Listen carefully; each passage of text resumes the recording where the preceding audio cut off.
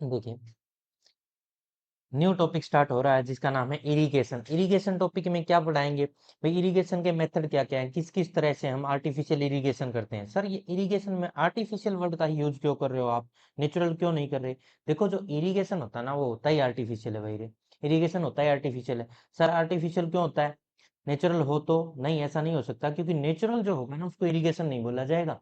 Natural जैसे rainfall है, rainfall की वजह से किसी भी खेत में पानी लग गया तो उसको इरिगेशन नहीं कहेंगे। आर्टिफिशियली जो किसी भी मेथड के थ्रू, चाहे वो ड्रॉपिंग मेथड हो, स्प्रिंकलर मेथड हो, या कोई भी और भी मेथड का यूज करके, ट्यूबवेल की हेल्प से, वेल की हेल्प से, या फिर किसी पॉन्ड में से वाटर को निकाल के, कैसे भी हम आर्टिफिशियली किसी भी खेत में सिंचाई कर देते हैं, उसको इरिगेशन बोला जाता है भाई। अरे समझ में आया क्या? तो आज का जो हमारा मेन टॉपिक है वो क्या है?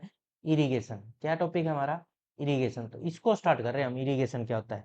तो इरिगेशन में पढ़ना स्टार्ट करते हैं। इरिगेशन में लिखा है, irrigation is defined as the artificial application of water to the soil for a purpose of crop production in supplement to the rainfall and groundwater contribution। तो ये क्या कहना चाह रहा है, तुम्हें समझो थोड़ा सा। ये कह रहे आर्टिफिशियल एप्लीकेशन है वाटर अप्लाई करने की, चाहे वो क्रॉप प्रोडक्शन का पर्पज हमारा क्रॉप प्रोडक्शन ही है, पर आर्टिफिशियल एप्लीकेशन है। क्यों है आर्टिफिशियल? इसका कारण है। ये कहता है चाहे वो रेनफॉल का ही वाटर हो, तो सर रेनफॉल तो नेचुरल होता है, आप आर्टिफिशियल कैसे कह सकते हो? कह सकते हैं, कैसे समझना।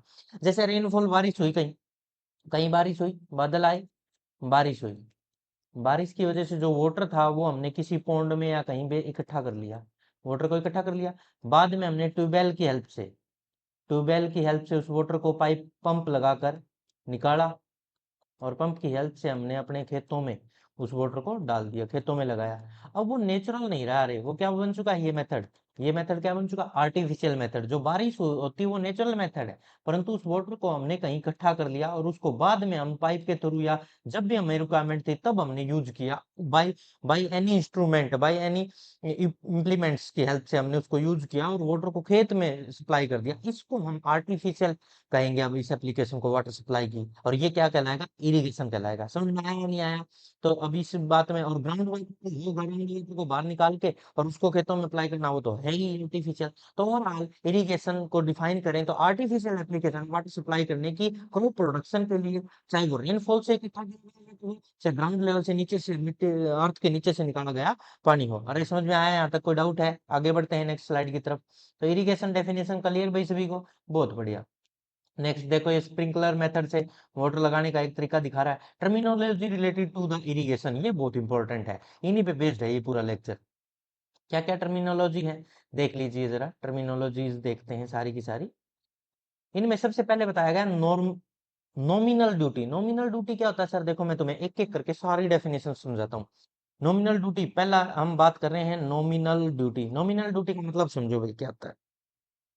नॉमिनल ड्यूटी क्या होता है? कुछ स्टेट के अंदर, कुछ स्टेट में ऐसा है कि उनको क्या करना होता है, अपने वोटर को लगाने के लिए, खेतों में वोटर अप्लाई करना है, तो उसके लिए उनको एक एग्रीमेंट लेके जाना पड़ता है। गवर्नमेंट की कोई स्कीम होती है, उनके पास जाना पड़ता है, उनको बताना पड़ता है हमारे पास इतना एरिया है जी, और इसमें इतने वाटर की रिक्वायरमेंट है। उसके अकॉर्डिंग उनको वो एग्रीमेंट पे साइन करके दे देते हैं।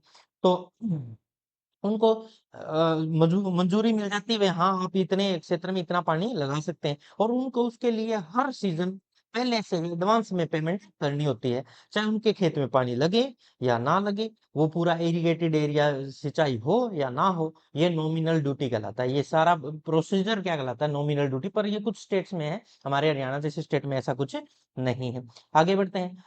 कोर वाटरिंग, कोर डेप्थ और कोर पीरियड क्या होता है? सर कोर बताता हूँ तुम्हें। पहले मान लो कि इसी को, फसल को उगा दिया आपने, उगाने के बाद फर्स्ट टाइम, उगाने के बाद आफ्टर सोइंग के बाद फर्स्ट टाइम जो इरिगेशन किया जाता है उसको कोर वाटरिंग कहा जाता है। और जितनी डेप्थ तक वो वाटर जाता है कोर का, उसको कोर डेप्थ कहते हैं। और जिस समय तक वो लगाया जाता है उसको कोर पीरियड कहते हैं। अरे समझ में आया क्या? आफ्टर सोइंग जो फर्स्ट इरिगेशन किया जाता है, आफ्टर सोइंग जो फर्स्ट इरिगेशन किया जाता है उसको कोर वाटरिंग कहते हैं। जितनी डेप्थ तक वो वाटर जाता है उसको कोर डेप्थ कहते हैं। और जिस पीरियड में, जिस समय में वो लगाया जाता है उसको कोर पीरियड कहते हैं। सही है सर? ये तो बाद में सिंचाई के बिजाई करने से, मतलब सोइंग करने से बाद में पानी लगाया जाए, फर्स्ट टाइम, उसको कहते हैं सर कोर वाटरिंग। हाँ, अब होती है पानको, या पेलियो भी कहते हैं भाई इसको। पेलियो बेस्ट वर्ड है, पेलियो। पेलियो इरिगेशन या पाल्को इरिगेशन कहा जाता है। ये क्या होती है सर? ये बुआई करने से पहले, सिंचाई सिंचाई की जाती है ना पहले, मतलब सोविंग करने से पहले जो सिंचाई की जाए उसको हम पेलियो या पाल्को इरिगेशन कहते हैं। Before sowing irrigation process is known as पाल्को या पेलियो इरिगेशन। समझ में आया भाई? आगे बढ़ते हैं। अब ये तो था after, after sowing, after sowing, sowing के बाद। ये क्या था? बिफोर सोइंग, बिफोर सोइंग, फसल उगाने के पहले, और ये बाद में। और ये एक एग्रीमेंट था, एग्रीमेंट साइन करवाना था उनको। ठीक है जी। अब बात करते हैं क्रॉप पीरियड की। क्रॉप पीरियड क्या होता है सर? क्रॉप पीरियड का मतलब है क्रॉप की पूरी लाइफ। देखो, जब सोविंग से लेकर हार्वेस्टिंग तक का समय, time from, from sowing to harvesting, sowing से लेके टू हार्वेस्टिंग, हार्वेस्टिंग, सोविंग से लेके, उगाने से लेके बीज को और काटने तक के समय को क्या कहा जाता है? क्रॉप पीरियड कहा जाता है। उसका पूरा लाइफ स्पान ही आ जाता है इसके अंदर। ठीक है सर। बेस पीरियड क्या कहलाता है सर? बेस पीरियड होता है first, first irrigation, irrigation after sowing, sowing बीज को उगाने के बाद पहले इरिगेशन से लेके और last irrigation, last irrigation at the time of, किसके टाइम पे? हार्वेस्टिंग के टाइम पे। Last irrigation at time of harvesting, harvesting के टाइम के आसपास एक जो इरिगेशन सिंचाई की जाती है। फर्स्ट इरिगेशन सोइंग से पहले जो हमें जिसको कोर कहते थे वहां से लेके, और हार्वेस्टिंग के टाइम पे जो लास्ट इरिगेशन किया जाता है उनके बीच का, इरिगेशन के बीच के पीरियड को बेस्ट पीरियड कहा जाता है। जहां जहां शुरुआत से लेके फर्स्ट इरिगेशन से लेके लास्ट इरिगेशन के बीच के पीरियड को बेस्ट पीरियड कहा जाता है। और क्रॉप पीरियड बोने से लेके काटने तक का, फसल को उगाने से लेके काटने तक के समय को क्या कहते हैं? क्रॉप पीरियड कहते हैं। और फर्स्ट इरिगेशन से लेके लास्ट इरिगेशन के प्रोसेस के बीच के पीरियड को कहते हैं बेस पीरियड। सही है सर, यहाँ तक बिल्कुल समझ में आ रहा है। नॉमिनल ड्यूटी एक एग्रीमेंट साइन करवाना था अपने खेतों में सिंचाई के लिए कुछ पेमेंट देकर। ठीक है। कोर जो फर्स्ट टाइम सोविंग के बाद फर्स्ट टाइम फसल में जो पानी लगाया जाता है उसको कोर कहते हैं। और फसल उगाने से पहले जो लगाया जाता है उसको पेलियो या पाल्को कहते हैं। क्रॉप पीरियड उगाने से लेके काटने तक के समय को क्रॉप पीरियड कहते हैं। फर्स्ट इरिगेशन से लास्ट इरिगेशन के समय को बेस पीरियड कहा जाता है। और डेल्टा ड्यूटी ऑफ वाटर, तो डेल्टा से डेल्टा कैसे डिनोट किया जाता है? ये सिंबल होता है, ये देख लो, ये सिंबल है डेल्टा, ऐसे बनाया जाता है। ठीक है सर। ये क्या मेजर करता है? डेप्थ को मेजर करता है। किसकी डेप्थ को? डेप्थ ऑफ इरिगेशन, इरिगेशन हुई है उसकी डेप्थ को सेंटीमीटर में मापता है डेल्टा। और जितना एरिया इरिगेटेड हुआ है पर यूनिट, जितने वाटर का यूज हुआ है उसको डेल्टा ड्यूटी कहा जाता है। और डेल्टा ड्यूटी में यही मेजर किया जाता है कि कितने एरिया में कितने वाटर का यूज हुआ, उसी को डेल्टा ड्यूटी ऑफ वाटर बोला जाता है। डेल्टा तो होता है मेजरमेंट किसकी? डेप्थ की, वाटर कितनी गहराई तक किसी भी सॉइल के अंदर गया है उस एग्रीकल्चर में, उस फील्ड में, उस क्रॉप में, वो तो होता है डेल्टा। और डेल्टा ड्यूटी होती है मेजरमेंट करने का एक रेशियो होता है। वाटर कितना लगा है कितने खेतों में, और कितना quality of quantity of water का यूज हुआ, उसको डेल्टा ड्यूटी ऑफ वाटर कहते हैं। ठीक है सर, ये भी हो गया। रोटेशनल इरिगेशन क्या होता है सर? रोटेशनल इरिगेशन होती है वाराबंदी। वाराबंदी सुना भी किसी ने? वाराबंदी का मतलब होता है, नहर है हमारे खेतों में से एक नहर जारी है और हमारे खेत उस पे लगते हैं, तो हमारे खेतों में हर किसी का, गांव के हर बंदे का खेत है, उसको पानी चाहिए, उस नहर में से वाटर चाहिए। तो जो गवर्नमेंट सिस्टम है वो क्या करता है? बाराबंदी करके देता है। बाराबंदी मतलब भाई हमारे एक खेत है, मान लो 1 एकड़ है, तो उसके लिए जो भी उसकी 12 या 24 मिनट हमारी फिक्स हुई है, उस टाइम है 5:12 पे हमारा खेत में 5:12 PM पे हमारे खेत में पानी खुलेगा, तो खुलेगा वो उसी टाइम पे लगेगा। और इस वार को लगेगा, शुक्रवार को लग रहा है जैसे, शुक्रवार को लगेगा, फ्राइडे को। और नेक्स्ट सैटरडे को और किसी के खेत में ऐसे ही लगेगा, फिर और को लगेगा। और हर सप्ताह ये रिपीटेशन चलता रहेगा। इसको कहते हैं बारहबंदी। भाई हर किसी को इक्वी डिस्ट्रीब्यूशन ऑफ इरिगेशन, उसके इक्वी डिस्ट्रीब्यूशन ऑफ इरिगेशन मतलब इक्वल अमाउंट ऑफ वाटर हर किसी को मिल सके, कोई भी बिना पानी के ना रहे, इस प्रोसीजर को रोटेशनल इरिगेशन कहा जाता है। समझ में आया भाई? तो इसमें क्या होता है? Equi irrigation, equi irrigation process होता है, irrigation, equi distribution of irrigation, equi distribution होता है, इक्वल इक्वल अमाउंट है सबको वाटर मिले, और इस टाइम पे पर्टिकुलर टाइम, समय, हफ्ता, महीना सब फिक्स होता है। ठीक है सर। रोटेशनल वाटर सप्लाई, जो रोटेशनल वाटर सप्लाई तो यही होगी, रोटेशनल इरिगेशन के दौरान जो वाटर सप्लाई हो रही है और उसके फायदे जो मिल रहे हैं उसको रोटेशनल वाटर सप्लाई कहते हैं। ठीक है sir. Water use efficiency, water use efficiency समझाता हूँ तो जैसे मैं लेक्चर ले रहा हूँ, लेक्चर लेते हुए मैं बातें करने लग जाऊं बीच में और तुम्हारा टाइम वेस्ट कर दूं, तो मेरी एफिशिएंसी क्या घटाने की कम होती जा रही, और मैं लगातार बता रहा हूँ, अच्छी अच्छी बातें ही सिखाता रहूं, कभी भी बीच में टाइम वेस्ट ना करूं, तो मेरी जो एफिशिएंसी है पढ़ाने की वो अच्छी है। और इसमें समझ में आ रहा है, मैं अगर थोड़े समय में अच्छा काम कर रहा हूँ तो मेरी एफिशिएंसी क्या है, ज्यादा है, और मैं ज्यादा समय में टाइम वेस्ट कर रहा हूँ तो वो मेरी एफिशिएंसी गिर जाएगी। ऐसे ही वाटर यूज एफिशिएंसी होती है। वाटर यूज मान लो किसी खेत में हमने 50,000 लीटर 50,000 लीटर वाटर लगाया, उसमें से जो क्रॉप थी मेरी मेन क्रॉप, उसको 40,000 लीटर वाटर मिला। जो 10,000 लीटर वाटर था, 10,000 लीटर वाटर है वो वेस्ट हो गया, ये वेस्ट हो गया। और ये 40,000 है, ये क्या हो गया, यूज हो गया। और ये यूज है ना, ये तो मेरी एफिशिएंसी आ गई। और जो वेस्ट हो गया ये क्या है, एफिशिएंसी को डिक्रीज करने में यूज हुआ। तो ऐसे ही होता है वाटर का जो यूज, फसल के लिए जितना पानी यूज होगा वो तो होता है एफिशिएंसी।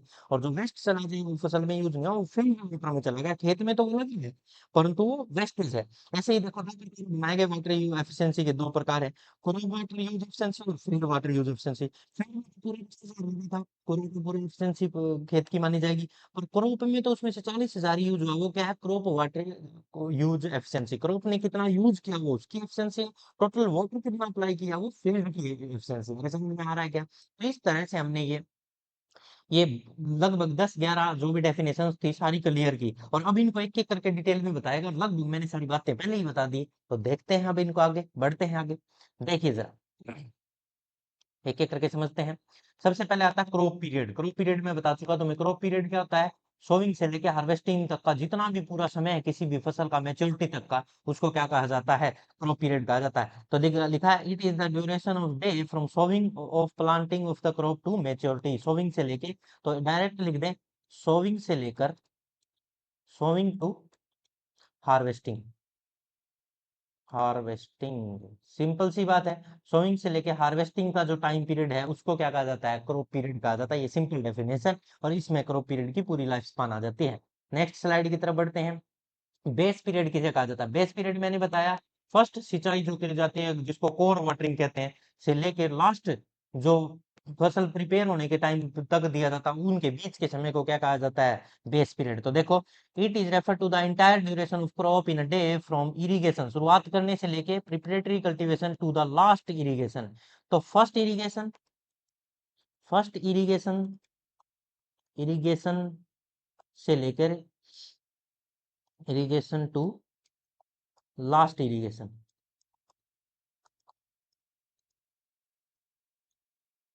के बीच के समय को क्या कहा जाता है, बेस पीरियड कहा जाता है सर। फर्स्ट जो इरिगेशन होता है ये कौन सा कहलाता है बताओ, कोर वाटरिंग कहते हैं इसको, कोर वाटरिंग। समझ में आया? और लास्ट होता है ये मेच्योरिटी के टाइम लगाया जाता है, मेच्योरिटी के टाइम, या फिर हार्वेस्टिंग होने वाली हो उस टाइम, हार्वेस्टिंग के टाइम लगाया जाता है, हार्वेस्टिंग से पहले, बिफोर हार्वेस्टिंग, बिफोर हार्वेस्टिंग। ये समझ में आ रहा है किसी को? फर्स्ट इरिगेशन कोर वाटरिंग करी जाती है, शुरुआती पानी जो लगाया जाता है किसी भी खेत में जो फसल उगाने के बाद, उसको फर्स्ट इरिगेशन या कोर वाटरिंग कहते हैं। और उससे लेके लास्ट हार्वेस्टिंग से पहले जो वाटर लगाया जाता है उसके बीच के पीरियड को बेस पीरियड कहा जाता है। फर्स्ट वाटरिंग वाटरिंग से लेकर लास्ट वाटरिंग या लास्ट इरिगेशन के बीच के समय को बेस पीरियड कहा जाता है। यहाँ तक कोई डाउट है तो आगे बढ़े, नहीं है? आगे बढ़ते हैं, देखिए जरा, नॉमिनल ड्यूटी। नॉमिनल ड्यूटी मैंने बताया था, ये क्या होता है, कुछ स्टेट्स में वैलिड है ये चीजें, हर जगह नहीं है। कुछ स्टेट में जो किसान होते हैं, कल्टीवेटर होते हैं, वो एक एप्लीकेशन फॉर्म लेके जाते हैं, और उस एप्लीकेशन फॉर्म में लैंड एरिया के अकॉर्डिंग इरिगेशन सिस्टम बनाया गया है। लैंड एरिया भी, मेरे पास इतना लैंड एरिया है और इसमें इस सीजन में इतना वाटर की रिक्वायरमेंट है, उसके अकॉर्डिंग जो गवर्नमेंट है उनको परमिट गारंटी गारंटी दे देती है, परमिट को ग्रांट दे देती है, और उसके लिए उनसे पे ले लेती है, फुल अमाउंट पे ले लिया जाता है, जितना भी एरिया है उसके अकॉर्डिंग, एक्चुअल एरिया के अकॉर्डिंग, चाहे वो एरिया इरिगेटेड हो चाहे ना हो, एक्चुअली उनसे ले लिया जाता है बेस पीरियड के अकॉर्डिंग। बेस पीरियड मतलब फर्स्ट इरिगेशन से लेके लास्ट इरिगेशन, उस क्रॉप का बीच में जितना वाटर यूज होगा उसके अकॉर्डिंग उनसे पूरा पूरा क्या ले लिया जाता है, पेमेंट ले लिया जाता है। चाहे बीच में उनका कोई भी खेत में पानी लगे ना लगे, वो अलग मैटर है। नॉमिनल ड्यूटी में रेशियो होता है एक तरह का, नॉमिनल ड्यूटी में एक रेशियो है, एरिया जो कि परमिट दिया गया है फॉर द पीरियड, जिसमें कि बेस पीरियड के अकॉर्डिंग क्या किया जाएगा, इरिगेशन किया जाएगा, गवर्नमेंट से ग्रांट ग्रांट ली जाती है, इसी को क्या कहते हैं, परमिट लिया जाता है, नॉमिनल ड्यूटी कहा जाता है। तो देखिए जरा क्या क्या है, in some states cultivator have to submit an application for water requirement for their land under irrigation, ठीक है जी, to department in the advance of every season. After a permit is granted, they have to pay the full amount for the water irrespective of the area they actually irrigated। चाहे वो जितना area है irrigated हो चाहे ना हो, उनको उसके लिए फुल अमाउंट ऑफ पेमेंट करना पड़ता है। Nominal duty is there for the ratio of area of which the permit has been guaranteed for the period dividing by the main supply of the base period। जो area जितना उसको permit मिला है उसको divide कर दो main supply to the base period से, इसी को रेशियो को क्या कहता है, नॉमिनल ड्यूटी कहा जाता है। अरे समझ में आया भाई, ये बातें मैंने पहले भी बता दी है। आगे बढ़ते हैं नेक्स्ट स्लाइड की तरफ। तो नॉमिनल ड्यूटी के बाद आ गया कोर वाटरिंग या कोर डेप्थ, कोर पीरियड, ये बातें हो चुकी है हमारी।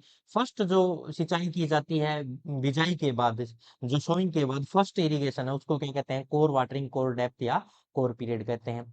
कोर वाटरिंग, कोर डेप्थ और कोर पीरियड के बारे में पढ़ते हैं। First, core watering requirement is not uniform all through the base period.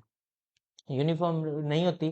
क्या है, द फर्स्ट वाटरिंग, ये है डेफिनेशन में, first watering is known as core watering and depth apply in the first watering में जितनी डेप्थ तक water जाता है उसको कोर डेप्थ कह दिया जाता है। और जिस पीरियड में the part of the base period, जी बेस पीरियड के अंदर जिस टाइम ये किया जाता है वाटरिंग, उस पीरियड को क्या कहा जाता है, कोर पीरियड। यही बातें थी। तो फर्स्ट वाटरिंग होती है ना आफ्टर सोइंग, उसी को क्या कहा जाता है, कोर वाटरिंग। जितनी डेप्थ तक वाटर जाएगा उसको कोर डेप्थ, और जिस पीरियड में बेस पीरियड के अंदर वो लगाया जाएगा जिस समय में, उसको क्या कहते हैं, कोर पीरियड। यहाँ तक कोई डाउट है किसी को? नहीं है। Next slide. पाल्को या पेलियो इरिगेशन, मैंने बताया ये आफ्टर सोइंग से था, वो तो आफ्टर सोइंग था। अभी जो हमने पढ़ा कोर, ये क्या है, बिफोर सोइंग, सोइंग से पहले जो वाटर तैयारी की जाती है सोइंग की, उससे पहले जो लगाया जाता है सीड के जर्मिनेशन के लिए, एस्टेब्लिशमेंट के लिए जो लगाया जाता है, उसको पाल्को या पेलियो इरिगेशन कहते हैं। तो देखिए, it is the time of irrigation before sowing. सबसे इंपॉर्टेंट बात है ये जो येलो में लिखी गई है, बिफोर सोइंग, जो पहला, जो बिफोर सोइंग पहली बार जो सिंचाई की जाती है ना, बिफोर सोइंग, ये नहीं बिफोर सोइंग तो एक साल पहले करी थी, ऐसा नहीं। उसी टाइम सोइंग होने से जस्ट पहले वाली जो इरिगेशन है उसको क्या कहा जाता है, पाल्को या paleo. The crop for seed germination and seed establishment के लिए ऐसा इरिगेशन किया जाता है, पेलियो या पाल्को। समझ में आया? सीड को उगाया उगाया नहीं, अभी खेत में डाला ही नहीं, सोइंग की नहीं, उससे पहले जो इरिगेशन किया जाता है उसको पाल्को कहते हैं, और उसके बाद उगने के बाद जो किया जाएगा उसको कोर कहते हैं। समझ में आया? कोर इरिगेशन और पाल्को। चलिए तो आगे बढ़ते हैं, next slide. Irrigation depth, irrigation depth क्या होती है भाई, जितने डेप्थ तक वाटर जा पाए उसको क्या कहते हैं, इरिगेशन डेप्थ। देखिए जरा, the irrigation depth is the amount of water that need to the apply to an irrigated system when soil water is reduced to the specified depletion level। जब जो सोइल का वाटर है वो नीचे जाने लगे और जिस डेप्थ तक वाटर इरिगेट हो रहा है, देखो जैसे मान लो झुकी पड़ी रहती है सॉइल लंबे समय तक, तो उसमें जो वाटर है जो सॉइल के अंदर पहले से मौजूद है वो नीचे चला जाएगा, तो इरिगेशन डेप्थ बढ़ती चली जाएगी। अगर उसे एयर में उसमें वाटर की कमी है तो इरिगेशन डेप्थ धीरे धीरे बढ़ती जाएगी। यही कह रहा है, the irrigation depth is the amount of water that needed to the apply to irrigated system के द्वारा जितना दिया जाए किसी भी सॉइल के अंदर, उसको इरिगेटेड डेप्थ कहते हैं। When soil water is reduce, soil का वाटर घट जाए to the specific depletion level, specific depletion level से नीचे चला जाए, तो जो इरिगेटेड डेप्थ है वो इंक्रीज होती चली जाएगी। समझ में आया? नेक्स्ट स्लाइड की तरफ बढ़ते हैं। डेल्टा, डेल्टा क्या होता है, सेंटीमीटर में डेप्थ मापता है किसी भी इरिगेटेड वाटर की। देखिए ये क्या लिखता है, it is the total depth of water centimetre required by A crop during the duration in the field denoted by the delta. इसको इस डेल्टा से डिनोट किया जाता है, ये डेल्टा सिंबल होता है भैया। ठीक है, समझ में आया? तो टोटल डेप्थ वाटर की, कहाँ तक वाटर जा रहा है किसी भी क्रॉप में जिस समय में उस फील्ड को वाटर की जरूरत है, उसको उसको डेप्थ को सेंटीमीटर में मापा जाता है। जैसे ये 2 सेंटीमीटर तक गया, ये 5 सेंटीमीटर तक गया, तो ये क्या है, डेल्टा मेथड माना जाता है इसको मापने को। ठीक है, समझ में आया भाई? आगे बढ़ते हैं नेक्स्ट स्लाइड की तरफ। तो डेल्टा मेथड हो गया, अब डेल्टा ड्यूटी होगी। डेल्टा ड्यूटी क्या होती है, ड्यूटी ऑफ वाटर, डी से डिनोट करते हैं इसको। क्या है ये देख लीजिए, रेशो होता है एरिया ऑफ क्रॉप इरिगेटेड, जितना एरिया क्रॉप में इरिगेटेड हुआ है और कितना वाटर लगा है। मान लो एरिया है 50 मीटर स्क्वायर एरिया है, और उसको कवर करने के लिए हमें कितना लीटर वाटर की जरूरत पड़ी है, 10,000 लीटर। वैसे तो कम ही बता रहा हूँ मैं, 10,000 लीटर वाटर की जरूरत पड़ी है। ठीक है, ठीक। Water applied and the quantity of water applied crop में, इसे ऐसे मापा जाता है ड्यूटी ऑफ डेल्टा। ठीक है, समझ में आया भाई? तो मैं ये तो रफ कर देता हूँ, यूनिट्स तो नहीं लिखता इसके पीछे। हम्म। अब आगे, it can also be denoted as area irrigated per cumec. Per cumec का मतलब समझाता हूँ। क्यूमिन का मतलब होता है 1 सेंटीमीटर क्यूबिक पर सेकेंड। 1 सेंटीमीटर क्यूबिक पर सेकंड को क्या बोला जाता है? क्यूमीन। शॉर्ट में क्या बोल देते हैं? Cumec. Area irrigated per cumec of discharge running of the base period B. Base period के दौरान जितना एरिया इरिगेटेड हुआ है पर क्यूमीन में, उसको क्या कहा जाता है? डेल्टा कहा जाता है। इसको डिनोट किया जाता है एक लेटर डी से। 1 क्यूमीन का मतलब 1 cubic metre of the water per second, ये मैंने पहले ही बता दिया। ठीक है भाई। ड्यूटी ऑफ डेल्टा क्या होता है? इरिगेटेड एरिया को डिवाइड कर दिया जाएगा, जितना वाटर अप्लाई हुआ है उसके रेशियो को ड्यूटी ऑफ डेल्टा बोला जाता है। इसको डी से डिनोट किया जाता है और इसको मेजर किया जाता है पर सेंटीमीटर क्यूबिक पर सेकंड। 1 सेंटीमीटर क्यूबिक पर सेकंड में। कोई डाउट है? उसको क्यूमीन शॉर्ट में बोल देते हैं, क्या? क्यूमीन, क्यूमिक। ठीक है। रोटेशनल इरिगेशन क्या होता है सर? रोटेशनल इरिगेशन का मतलब होता है वाराबंदी करना। मैंने बताया था मेरे गांव में हर किसी को नहर का वाटर चाहिए था, पानी चाहिए था, उसके लिए हर किसी का टाइम फिक्स हो गया। इस समय पे तेरे लगेगा, इस डे को तुम्हारे लगेगा, इस डे को तुम्हारे खेत में लगेगा, और इतने टाइम तक लगेगा। तुम्हारे 4 खेत हैं तो 4 खेतों के अकॉर्डिंग उसको टाइम दिया जाएगा। एक है तो उसको एक के अकॉर्डिंग, 10 है तो उसको 10 के अकॉर्डिंग, 50 खेत है तो उसके अकॉर्डिंग उसको टाइम दिया जा रहा है। और हर एक को इक्वी डिस्ट्रीब्यूशन ऑफ वाटर हो रहा है। इसको रोटेशनल इरिगेशन बोला जाता है। तो देखिए, it is also known as warabandi irrigation. ठीक है। वाराबंदी सिस्टम है rotation of the supply of water according to the predetermined schedule as per area and crop needed specify the day, दिन, समय, टाइम और ड्यूरेशन सब फिक्स होते हैं। सप्लाई टू ईच होल्डिंग, हर एक किसान के। Ensure the equitable water, equitable मतलब सबको बराबर बराबर distribution among farmers of an outlet command. हर एक को इक्वल इक्वल वाटर, जितनी उसको रिक्वायरमेंट है उसके खेत के अकॉर्डिंग उसको पानी का दिन फिक्स है, टाइम फिक्स है, शेड्यूल फिक्स है, ड्यूरेशन फिक्स है, उसके अकॉर्डिंग वाराबंदी की जा रही है। इस समय पे तुम्हारे खेत में इतने बजे तुम्हारा पानी का खेत में खोल लेना और उसको लगा लेना। इसी को कहते हैं रोटेशनल इरिगेशन। कोई डाउट है भाई? Next, rotational water supply. Rotational water supply वही तो है। अब इक्वी डिस्ट्रीब्यूशन वाटर का होना चाहिए, हर किसी को इक्वल इक्वल वाटर मिलना चाहिए और सबके टाइम पे पानी लगना चाहिए। इसी को RWS कहते हैं। इसको शॉर्ट में रोटेशनल वाटर सप्लाई, RWS भी बोला जाता है। RWS rotational water supply is one of the technique of irrigation water distribution management. Water distribution का एक मैनेजमेंट का तरीका है। Aimed at equi distribution of irrigation water irrespective of the location of the land and the command area by the enforcing irrigation time schedules। हर एक को time schedule के according, area के according, duration के according सभी को equal distribution of पानी लगे, चाहे वो किसी भी लोकेशन में किसी भी एरिया में कमांड मिली हो, चाहे किसी भी लैंड का हिस्सा हो, सबको इक्वल इक्वल वाटर मिलना चाहिए। इसको रोटेशनल वाटर सप्लाई कहा जाता है, वाराबंदी भी कहते हैं। अरे समझ में आया? आगे बढ़ते हैं। वाटर यूज एफिशिएंसी, वाटर के यूज की एफिशिएंसी मैंने ये भी समझाया था तुम्हें। वाटर यूज एफिशिएंसी भाई, मेरे खेत में मान लो 50,000 लीटर पानी लगता है। 50,000 लीटर पानी लगता है। चलो 1 लाख लीटर पानी लगता है। ये तो 10 लाख हो गया।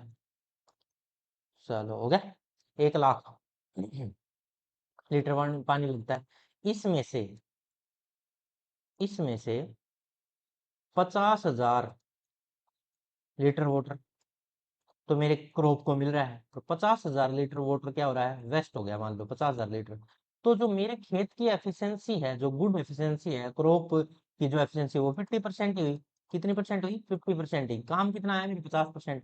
और जो वेस्टेज एफिशिएंसी है, फील्ड एफिशिएंसी, वो भी कितनी परसेंट है? 50%। अरे समझ में आ रहा है क्या? तो इसको कहते हैं water use efficiency.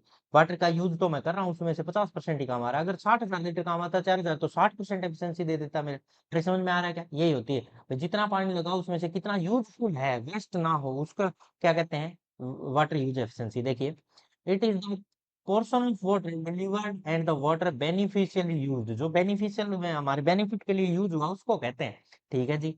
It is expressed in kilogram per hectare per centimetre. KG per hectare per centimetre में मापा जाता है।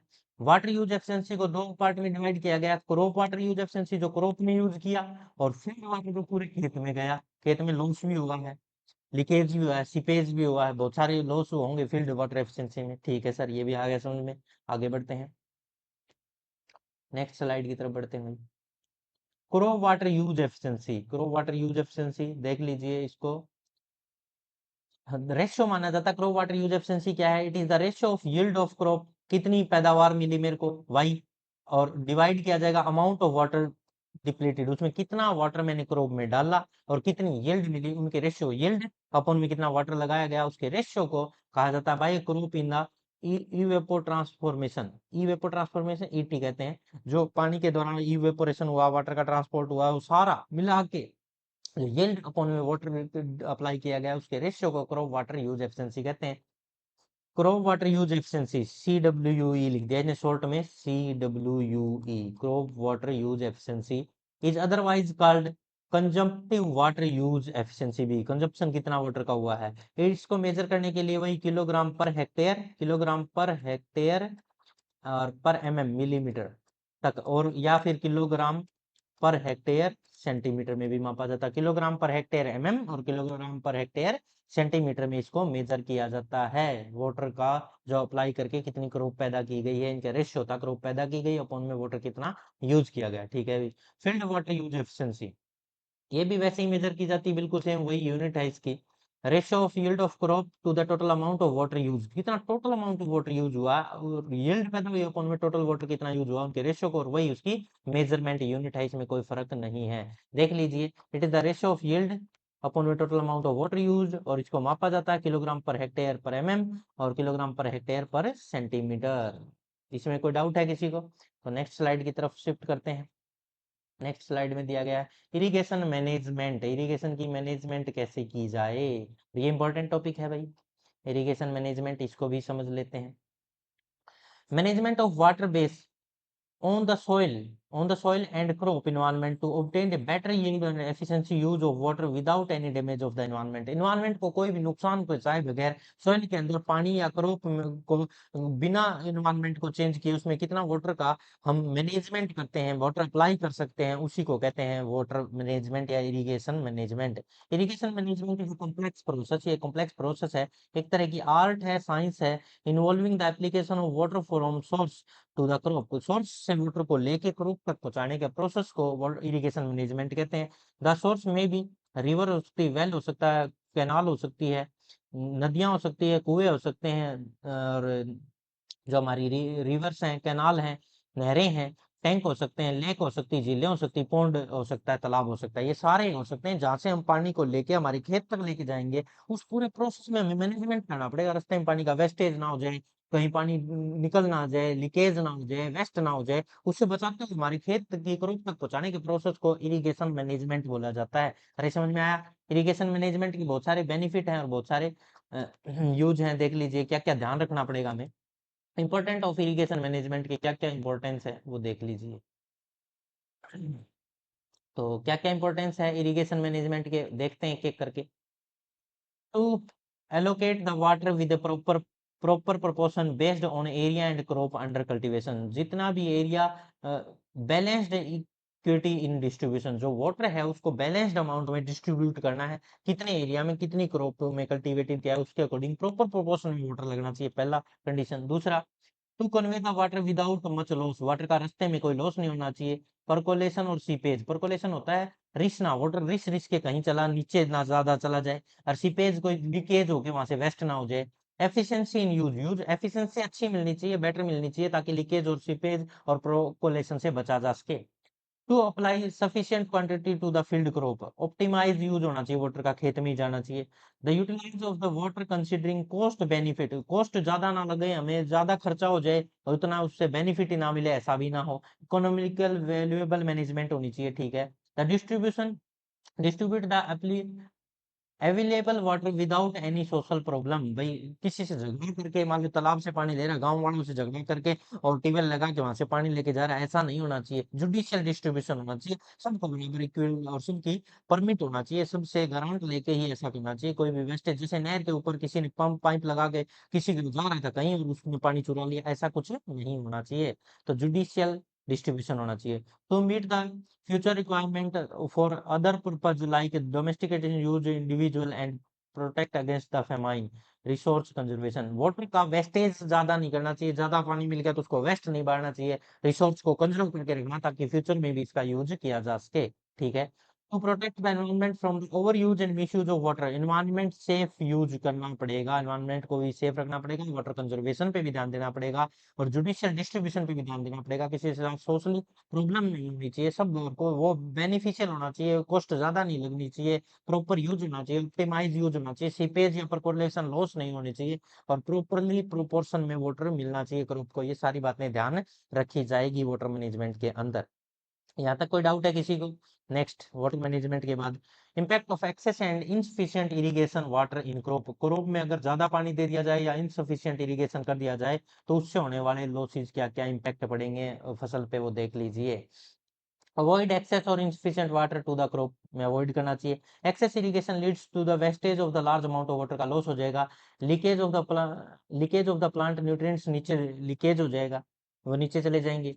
Destruction of the beneficial microbes जो हैं वो वहां से मारे जाएंगे या वहां से भाग जाएंगे। Increase of the expense of drainage, drainage अब वाटर ज्यादा भर गया फसल जमने के बीच हमें उस वाटर को बाहर निकालना पड़ेगा। Removal of the excess of water is known as drainage, और ड्रेनेज में क्या आएगा, खर्चा बेवजह का खर्चा बढ़ जाएगा। Accumulation of the salt leading to the salinity, जो नमकीन बना देगा, जो हमारी ऊपर की मिट्टी है उस पे सॉल्ट ऊपर आ जाएगा क्योंकि वाटर खड़ा रहने की वजह से जो सॉल्ट थे वो ऊपर आ जाएंगे। ठीक है, और अल्कलाइनिटी बढ़ा देगा, सैलिनिटी बढ़ा देगा उसकी। Water logging leading to the physiological stress and yield loss of the crop failure, देखो वाटर लॉगिंग कंडीशन होगी, वहां जो जगह है वो जो एंकरेज था वो टूट जाएगा और फसल गिर जाएगी और वो वेस्ट हो जाएगी, सारी की सारी क्रॉप फेलियर हो जाएगा। ठीक है, इसलिए ज्यादा पानी नहीं डालना चाहिए। Insufficient irrigation leads to the reduction in the quality of food grain, जो फूड ग्रेन है उसका जो साइज है ग्रेन का वो डिक्रीज हो जाएगा, तो पूरी यील्ड डिक्रीज हो जाएगी। Loss in the crop yield, पैदावार में घाटा हो जाएगा, क्रॉप फेलियर भी हो सकता है, पुअर सॉइल एनवायरनमेंट हो सकता है। तो इनसे बचने के लिए हमें एक्सेस या इनसफिशिएंट इरिगेशन से बचना चाहिए, अवॉइड करना चाहिए एक्सेस। भाई ऐसे है बरसात के समय में वाटर एक्सेस मिल रहा है तो उसको अप्लाई करते ही ना रहे अपनी फसलों में, नहीं तो ये सारे लॉस देखने को मिलेंगे। अरे समझ में आ रहा भाई? आगे बढ़ते हैं नेक्स्ट स्लाइड की तरफ। देखिए जरा सोर्स ऑफ वाटर, वाटर के सोर्स क्या क्या हो सकते हैं तुम्हें पता है? सोर्स दो प्रकार के हो सकते हैं सर, एक तो आर्टिफिशियल हो सकते हैं, नेचुरल भी हो सकते हैं। सरफेस वाटर भी हो सकता है और सब सब सरफेस वाटर के भी सोर्सेज हो सकते हैं। जैसे सबसे पहले अल्टीमेट सोर्स तो एक ही है, अल्टीमेट मतलब जो निसंदेह होगा ही होगा, रेनफॉल। रेनफॉल तो एक अल्टीमेट सोर्स है। ऑल काइंड ऑफ वाटर, हर तरह के वाटर को इकट्ठा करने का सोर्स है। समुद्रों में भी पानी रेनफॉल से भी गिर रहा है, हर तरीके से गिर रहा है, नहरों में, नदियों में, तालाबों में, पौंड में, वेल में, और अर्थ के अंदर भी से भी जो पानी निकाल रहे हैं, उसका भी सोर्स रेनफॉल है, वो अंदर शिपिंग होके जा रहा है तो लीचिंग होके। ठीक है जी, तो सबका मेन अल्टीमेट सोर्स तो रेनफॉल ही है। Based on the source of availability can be classified as a surface water और सब सरफेस वाटर। सरफेस वाटर में मतलब जैसे कि सरफेस वाटर में क्या क्या आ जाएंगे, जो पानी ऊपर पड़ा हुआ है, रिवर है, पौंड है, लेक है, ये सब आ जाएंगे। और सब सरफेस वाटर क्या है, जो वाटर नीचे से निकाला जाए, जैसे वेल है या फिर ट्यूबवेल की हेल्प से निकाला जाए, अर्थ के अंदर से जो वाटर निकाला जाए वो सब सरफेस वाटर। जो सरफेस के नीचे पानी चला गया है उसको सब सरफेस, और सरफेस के ऊपर पड़ा है, पौंड है, नदियां हैं, रिवर है, नाले हैं, झील है, ये सब क्या सरफेस वाटर में आते हैं। समझ में आया वैसे भी? तो सोर्स ऑफ वाटर को समझ में आ गया, अल्टीमेट सोर्स तो रेनफॉल ही है। और दो तरह के सोर्स बताए, एक तो सरफेस वाटर और एक है सब सरफेस वाटर। सरफेस वाटर वही नदियां, तालाब, झील, ये सब आ जाएंगे।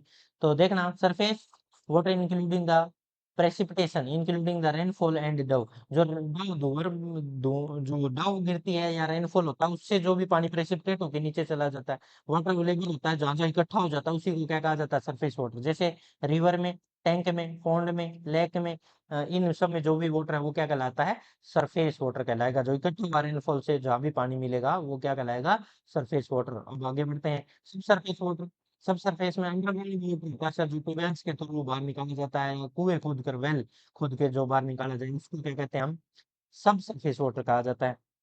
सब surface water including the sub surface water contribution, underground water होता है ये, सीधी सी बात। और वेल वाटर भी कहते हैं जो कुएं के अंदर, या फिर ट्यूबवेल भी लगा के इसको निकाला जाता है, वेल्स ट्यूबवेल्स सॉरी वेल्स लगा के भी इसको बाहर निकाला जा सकता है। ट्यूबवेल्स और वेल्स के थ्रू इसको बाहर निकाला जा सकता है। इस वाटर को, जो अंडरग्राउंड वाटर होता है, इसको सब सरफेस वाटर बोला जाता है। यहाँ तक बताओ किसी को कोई डाउट है तो? आगे बढ़ते हैं नेक्स्ट स्लाइड की तरफ। क्लासिफिकेशन ऑफ इरिगेशन वर्क और project based on the beneficial limit और एक्सपेंडिचर, खर्चे के बेस पे और कितने एरिया तक वो पानी दे सकता है, इतने हेक्टेयर में इतने हजार हेक्टेयर तक वाटर देगा, उसके बेस पे तीन प्रोजेक्ट बनाएगा। एक मेजर प्रोजेक्ट जिसमें सबसे ज्यादा खर्चा और सबसे ज्यादा हेक्टेयर में वाटर सप्लाई की जाएगी। गवर्नमेंट के ऐसे प्रोजेक्ट है जिसमें जिस एरिया में पानी नहीं लग रहा था वहां तक पानी पहुंचाया जाएगा और उसके लिए बहुत सारा खर्चा लगेगा। खर्चा जिसमें ज्यादा लगे वो मेजर, जिसमें ठीक ठाक लगे वो मीडियम, और जिसमें बहुत ही कम खर्चा लगे वो माइनर। जिसमें सबसे ज्यादा हेक्टेयर एरिया में वाटर पहुंचा जाए वो मेजर प्रोजेक्ट होगा, जिसमें कम एरिया में पहुंचाया जाए वो मीडियम, और बिल्कुल ही कम एक क्षेत्र में पानी पहुंचाया गया वो माइनर। तो समझ में आ रहा है अभी सभी को? प्रोजेक्ट खर्चे के बेस पे और कितने एरिया में पानी पहुंचाया जा रहा है उसके बेस पे गवर्नमेंट ने सप्लाई किए हैं। वही इस नदी के द्वारा, इस नहर के द्वारा या इस कैनाल के द्वारा हम इतने एरिया को इरिगेटेड कर सकते हैं, इतने एरिया में वाटर पहुंचा सकते हैं, और इतना खर्चा आएगा। उस खर्चे के बेस पे और एरिया के बेस पे मेजर, माइनर और मीडियम डिसाइड होगा। अरे समझ में आया? तो अब वो कितने प्रकार के, तीन प्रकार हैं वो देख लीजिए, मेजर, मीडियम और माइनर, और कितना कितना खर्चा लगे कि वो मेजर कहलाए, मीडियम कहलाए और माइनर कहलाए, वो देख लीजिए भाई। तो सबसे पहले बात करते हैं मेजर।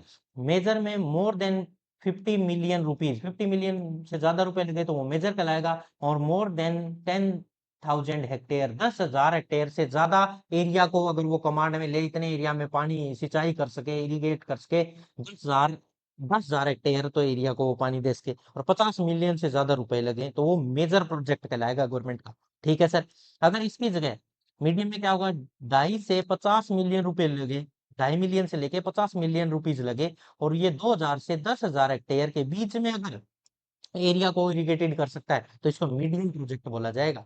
और माइनर प्रोजेक्ट में less than 2.5 million rupees, 2.5 million से भी कम रुपए लगे और 2,000 हेक्टेयर को ही ये कवर कर पाए, इरिगेट कर पाए, तो उसको माइनर प्रोजेक्ट बोला जाता है। तो ये याद हो जाएंगे भाई, 10,000 से ज्यादा एरिया को कवर करे 10,000 हेक्टेयर से ज्यादा मेजर, 2,000 से 10,000 के बीच में हेक्टेयर को कवर करे मीडियम, और 2,000 हेक्टेयर तक ही करे तो माइनर। और जिसमें 50 मिलियन से भी ज्यादा पैसा लगे वो मेजर, जिसमें 2.5 से लेके 50 के बीच में पैसा लगे वो मीडियम, और जिसमें 2.5 मिलियन से भी कम पैसा लगे वो माइनर प्रोजेक्ट माने जाएंगे।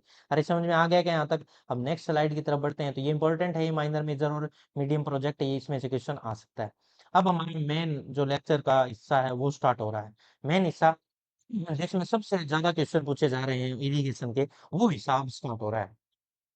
तो इससे पहले का जितना हमारा लेक्चर है इसको पढ़ लें, फिर हमारा जो ये इरिगेशन मेथड्स है इस पे मैं नेक्स्ट लेक्चर बना के दे रहा हूँ तुम्हें। इरिगेशन मेथड्स, पूरे के पूरे इरिगेशन मेथड इसके अंदर सप्लाई किए हम तुम्हें प्रोवाइड करेंगे। इरिगेशन पे दो लेक्चर बनाए जाएंगे। अभी मैं फर्स्ट लेक्चर जो था ये यहीं तक था हमारा, ये मीडियम, मेजर और माइनर प्रोजेक्ट्स तक था। ये फर्स्ट लेक्चर यहाँ पे कंप्लीट हो गया। और इसके बाद अब जो नेक्स्ट स्लाइड दिखा देता हूँ तुम्हें, ये जो नेक्स्ट लेक्चर है बहुत ज्यादा इंपॉर्टेंट होने वाला है, और इसमें सभी बच्चे अवेलेबल रहे भाई, पढ़ना ही जरूरी है। तो इरिगेशन मेथड्स हैं, ये चार तरीके से डिवाइड गए: सरफेस इरिगेशन, सब सरफेस इरिगेशन, ड्रिप और स्प्रिंकल। तो और इनके आगे बहुत सारे टाइप है, उनके टाइप में भी टाइप है, ऐसे पढ़ते हुए इनको कंप्लीट करेंगे एक एक बात को। ठीक है, तो यहीं तक पहले इस पूरे लेक्चर को कंप्लीट कर लें, पढ़ते रहें। ऑल द वेरी बेस्ट, मिलते हैं नेक्स्ट लेक्चर में इरिगेशन मेथड के साथ। ठीक है, ऑल द वेरी बेस्ट।